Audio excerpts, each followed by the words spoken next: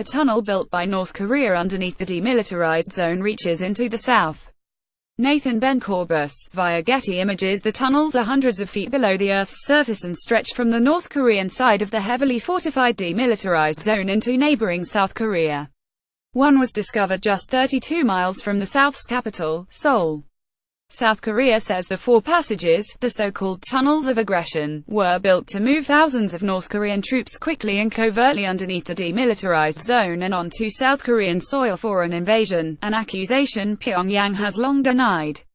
But in the decades since their discovery, some of the tunnels have found new life as tourist destinations.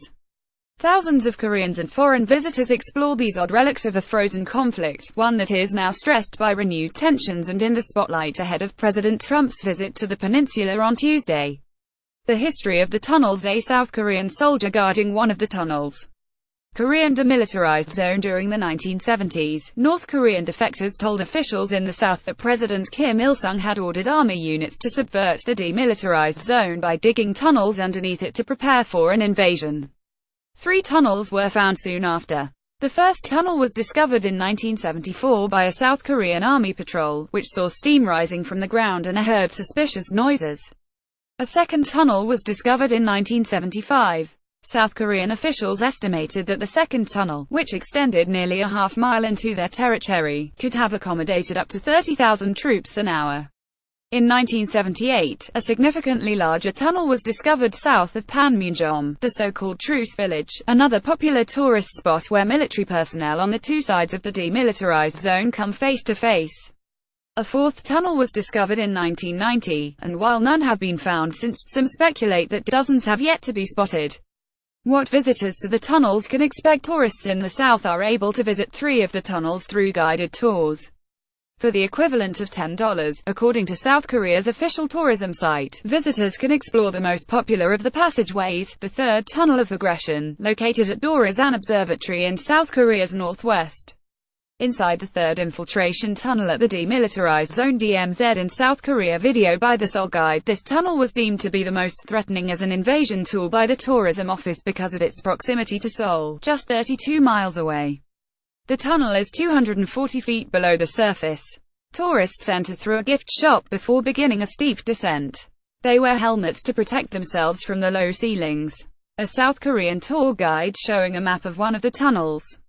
Eric Corbus, via Getty Images. While tourists can see the North Korean handiwork, what they cannot do is cross the border, as the passage to the north is now blocked by concrete slabs. The DMZ's decades of evolving tourism. While South Korea began its official efforts to bring visitors to the demilitarized zone in the mid-1960s, tourism to the area has boomed since the early 2000s. After the end of the Cold War, it became a place where tourists could see the tension of that era play out in relative safety, said Scott A. Snyder, a senior fellow for Korea Studies at the Council on Foreign Relations. The rest of the world wasn't on this kind of trigger edge, and yet here was this anomalous place where there were still guns kind of pointed at each other. Mr. Snyder said. But at the same time, it was like a little secret that everyone knew there was not going to be war.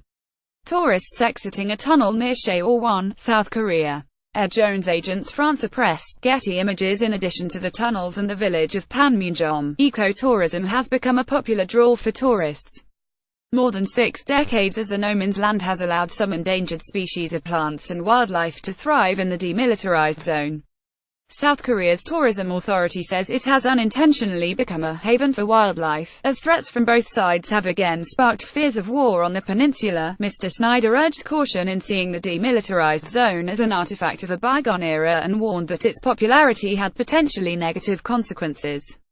A North Korean army officer at the demilitarized zone in 2016. Wang Mai, Associated Press. The danger is that it actually trivializes the threat, he said. I do think there is this sense that the potential risks of war are in the past, and yet the conflict remains unresolved. He added they are seeing a frozen conflict but they aren't necessarily taking it that way because of the tourists' elements.